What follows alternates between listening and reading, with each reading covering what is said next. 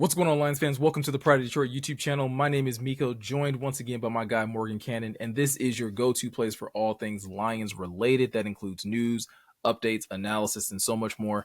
And Morgan, the season for the Lions obviously ended, a couple weeks ago, but now we are fully in off-season mode for the Detroit Lions. There's a lot of things that we've been talking about, mostly, centered around the coaching staff. Obviously, we talked about the last time we did a video, we talked about Aaron Glenn and Ben Johnson moving on to the New York Jets and the Chicago Bears, respectfully. And the Lions since then have been in that hunt to fill those two positions, specifically speaking of the defensive coordinator position and the offensive coordinator position as well.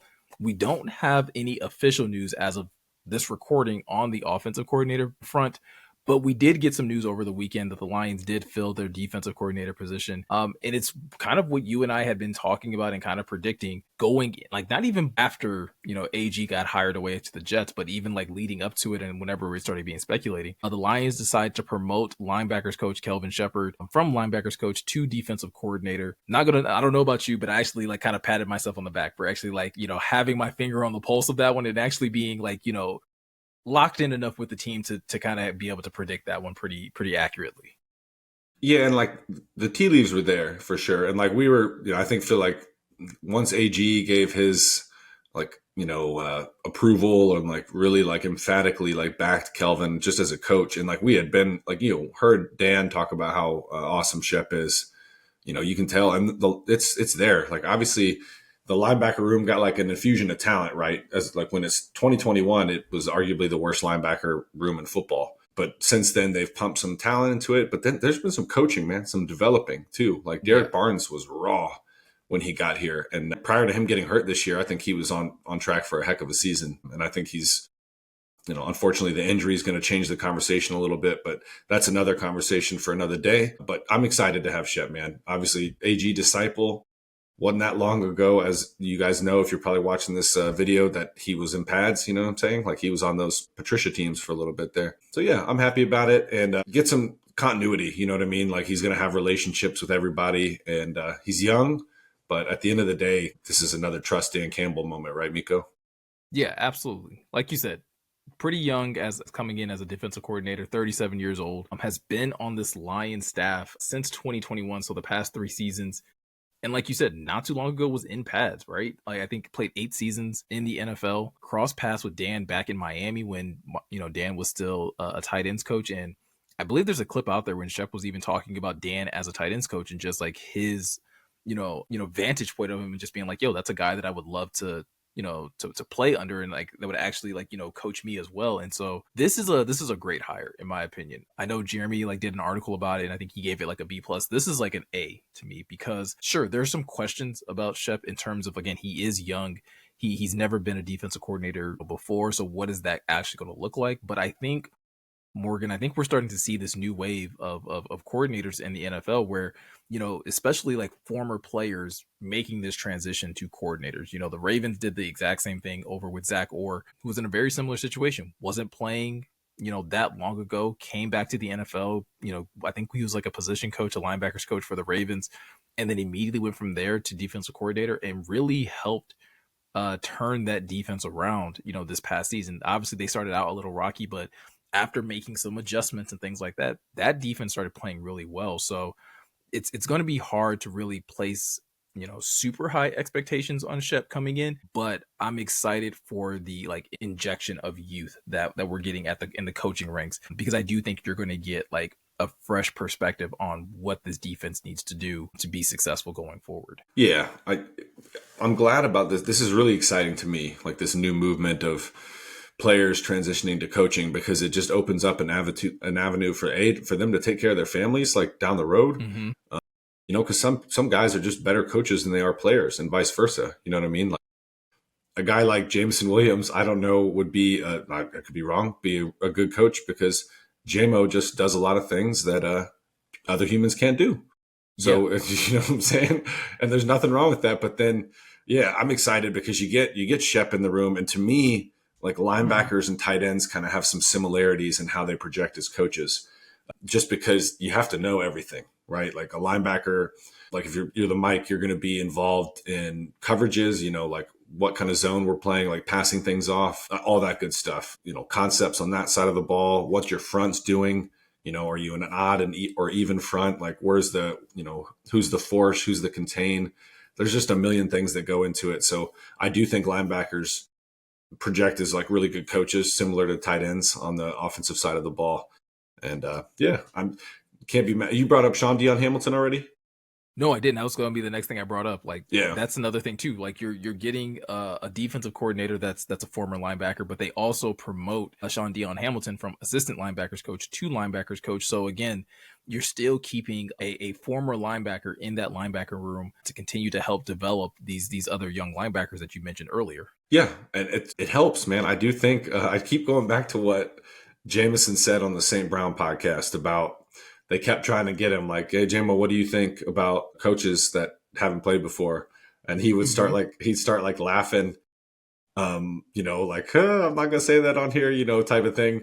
But Right. I wonder, I do think it helps, man. I do. I'm like, I would rather be coached by somebody who's done it. Sure, like you don't have to have played at the highest level to be a tremendous coach. There's a lot of examples of that out there.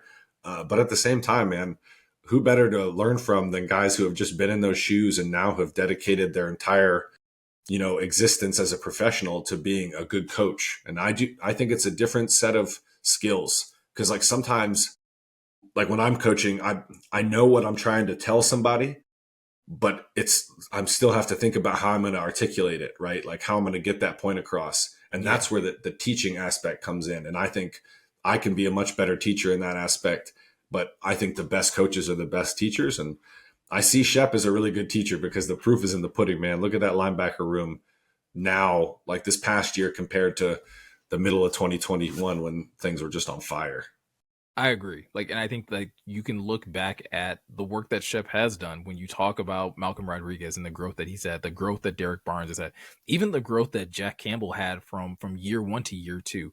Like, it's not just the experience of being on the field. Like, even the players themselves give a lot of credit back to Shep. I think speaking of Jack Campbell specifically, he was asked about the potential of, Kelvin Sheppard, being, getting a defensive coordinator job somewhere else. And like, as happy as he was for him, he still also mentioned like, hey, I would love for this guy to be my linebackers coach though, like for the rest of my career. And that goes a long way in showing the type of relationship and the type of impact a guy like Shep has on that room. I will ask you though, Morgan, because we are, again, this is a change. You're going from someone like Aaron Glenn that has been a defensive coordinator, an established defensive coordinator in the NFL for a while now, to someone else that's doing this for the first time. We know that Dan wouldn't have made this hire if he didn't feel like Shep could handle it, and if the philosophies didn't align. Do you expect there to be any big shifts in just like how this defense operates when we see them next in 2025? There might be incremental changes just from like an approach standpoint, just because Shep's going to want to do his own thing here and there, I would say. But at the end of the day, because of how Dan Campbell operates, it's just like a flow state, right? That's their scheme. And like that's the way they built the offense. And in my opinion, that's the way they're going to continue to build the defense. Be able to match personnel or concepts depending on who you're playing on like a week to week basis, because that's what this league is turning into. You know what I mean? Like a little bit of some of the NBA, in my opinion, where it's not like gone are the days or like, Jim Schwartz, we run a wide nine, get a gap attacking front. Like, no, that doesn't, because offenses now can shift to be like, sure, you can do that every play, and we're going to do this every play until you stop. You know what I mean? Like, Yeah. you know what I mean? Like, start attacking those gaps, like get them, moving laterally. Because there's ways to beat everything. And I say all that to say I think it's going to be more of the same, right? They're going to have their principles. I do think they're going to play a lot of man still Yeah. because Shep's a former player, and that's what players want to play, man, for the most part. Like you talk to a corner, like a corner, Miko, like corners are a Yeah, a rare corner that breed, has man. man skills doesn't want to play zone. They want to be able to be given the opportunity to man up on the outside and be able to shadow and do those types of things. No, you're 100% right on that. That's what I'm saying. They have the people who like to do that. You look at the personnel there, so I wouldn't expect any like monumental changes, but I think there'll be incremental changes just because he is he's his own individual. You know what I mean? Even though AG is his mentor and everything.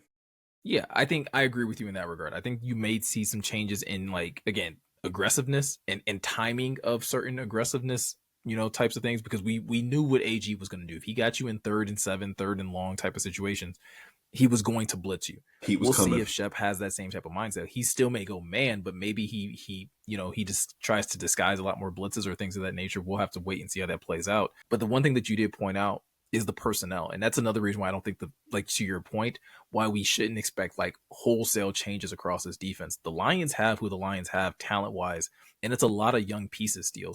So the last thing that you want to be doing is taking these young guys that you've been molding and trying to fit into a specific scheme the last 3 seasons or so, and then all of a sudden flip the switch on them because a new guy is calling plays. I think that's one of the reasons why they probably decided to look in-house first. Not saying that they obviously, Morgan, we know they looked outside. Larry Foote was a guy that they went in, at least talked to and interviewed, and he's someone that also has Detroit ties, and it would have been interesting to see him kind of come here Sure. and coach. But I think at the end of the day, Shep has been with a lot of these players. Again, like for those that have been here the last 3 seasons, Shep's got to be here with them, and he's gotten to see them and help, impact them in some sort of way, even if they weren't in the linebacker room, still be able to interact with them and build those relationships. Now he gets to, be over the entire defense. And so I think you have that continuity that just kind of transfers from AG to Kelvin Sheppard, and you don't have to worry about somebody coming in, like you said, that would prefer to run a different scheme, but they're going to run Dan's scheme because Dan says so. I think you're much more aligned in that whatever Kelvin Sheppard wants to do closely aligns with, and if not fits to a T, exactly what Dan wants to do with this defense.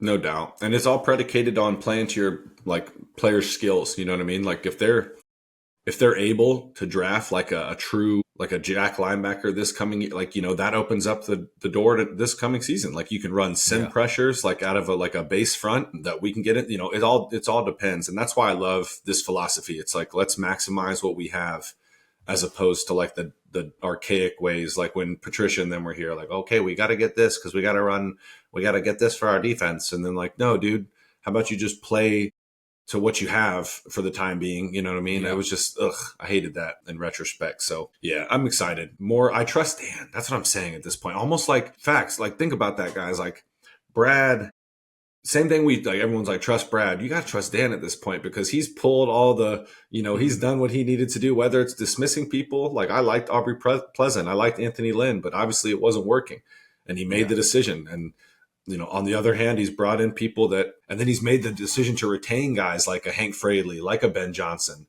because both them dudes are holdovers from the Boston boys years. So, yep. Yeah, just trust Dan. But, I'm excited. Yeah, and I think that's the mindset that I really have when we start talking about the possibility of John Morton, right, being the offensive coordinator, is that this is very much a trust Dan type of move, because I think people hear that they're going outside. Like it's interesting. I think if you ask some people, they would have preferred that the Lions go outside the organization to find a defensive coordinator and rather stayed internal to keep an offensive coordinator. But it seems like we're getting the opposite, where, again, nothing's been officially announced as of the time of this recording, but what's being reported is that John Morton is flying into Detroit or is in Detroit at this moment, meeting with the Lions with the likelihood of him becoming the team's offensive coordinator. And if that's the case, Morgan, I think this is an interesting hire, because like we thought that the defensive coordinator position would probably be an internal hire, we also thought the same thing about the offensive coordinator, that someone like Tanner Engstrom would probably be the next heir apparent. Again, based on everything that's being reported, it doesn't sound like that's the way that the Lions are going, that they may actually be bringing in someone that, once again, has familiarity with Dan and this team. Like, it's not even just Dan, because John Morton was an offensive assistant on this roster, back in 2022. And so it's just give me your thoughts on the possibility of that being the direction that the Lions are going in. I'd be fine with it, man, because at the end of the day, I'll give a little bit of background on Morton for those of y'all that haven't looked on Pro Football Reference yet. Like Meko said, was here in 2022, served as a senior offensive assistant, has obviously just worked with most recently in Denver with Sean Payton. So you have that tie there. That makes things a little bit easier, in my opinion, because Sean Payton and Dan talked about it, and there's a gentleman's agreement. At the end of the day, though, and this may sound a little bit snobbish, but this offense is built, man. Like there's all pros, everywhere. Like any other year, Jameer would have been an all pro, but you had the 2 crazy years from Saquon, and probably still could have been, some would argue. Yeah. But you got an all pro talent at receiver, tackle, running back. Then you have Pro Bowl level players. You got an all pro at center. So I say all that to say this thing's built. And at the end of the day, like Ben Johnson even said as much, and I might be paraphrasing here, but he's like, it doesn't matter who's calling plays anymore. That thing's built, right? Like you just need somebody pulling the levers with their little laminated play sheet and just have a feel for play calling. That's kind of why I hear that people are a little underwhelmed. They're like, oh, spend time with the Jets during some lean years, man. Yeah. I know you have that tweet. We can talk about that tweet from Nolan Bianchi here in a bit, but that's because that illustrates what he's working with. But he's receiver coach, like by trade. I like that aspect of it, and he's got experience playing, being a play caller. So I think it's all good. What about you? I'm with you on that, right? I think like that idea of like the offense is built, right? And so essentially you're looking to have someone come in that can have great chemistry with Jared Goff and call a game the way that Dan would like to see a game called. And exactly to that point about John Morton having that one opportunity to be an offensive coordinator with the Jets, I think people will look at that and be like, well, the last time he got to be an OC, it was with the Jets and he got fired after one season. I implore you all to go back and look at the talent on that roster. Yeah.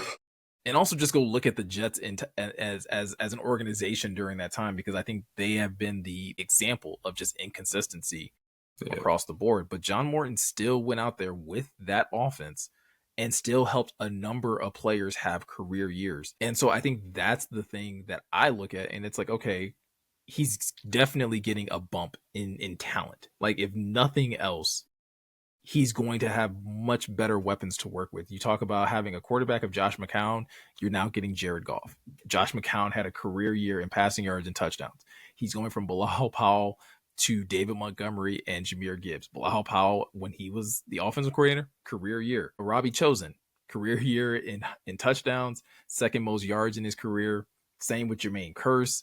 Like everywhere across the board, Morgan, it just feels like things are lined up in a much better situation.